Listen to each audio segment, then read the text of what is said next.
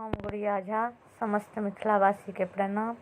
आइ हम अपने सबके समक्ष एकटा लोकगीत लऽ कऽ उपस्थित भेलहुँ हँ। अपने सबसँ आग्रह एक बेर सुनी, जँ नीक लागल तऽ आशीर्वाद स्वरूप लाइक सब्सक्राइब शेयर करी। जय मिथिला, धन्यवाद। नैने कखने मिलले ई भेलै कोना, मोन हमर कतौ हरा गेलैए। हम तऽ बुझियो ने सकलहुँ कोना, चित चोरबा हमर चैना चोरा गेलैए। नैने कखने मिलले ई भेलै कोना, मोन हमर कतौ हरा गेलैए।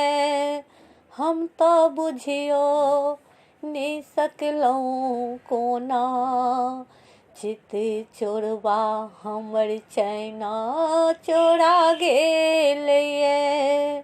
ओकर रूप लागै छलै कोनो छलिया जेना, ओ तऽ बोली बाजै छलै हँसि हँसि कऽ तेना। ओकर रूप लागै छलै कोनो छलिया जेना, ओ तऽ बोली बाजै छलै हँसि हँसि कऽ तेना।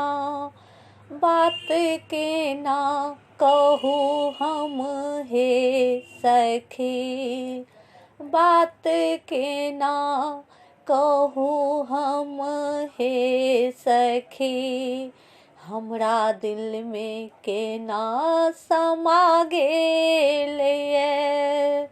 हम तऽ बुझियो ने सकलहुँ कोना, चित चोरबा हमर चैना चोरा गेलैए। हमर नजरि जखन छलै ओकरासँ मिलल, करेज जोर जोर धड़कल, ठोर कनिये मुस्कल। हमर नजरि जखन छलै ओकरासँ मिलल, करेज जोर जोर धड़कल, ठोर कनिये मुस्कल।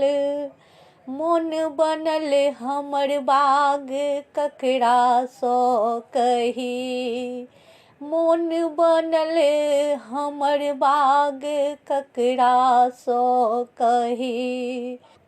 गाछ सिनहिया के ओ तऽ लगा गेलैए, हम तऽ बुझियो ने सकलहुँ कोना, चित चोरबा हमर चैना चोरा गेलैए।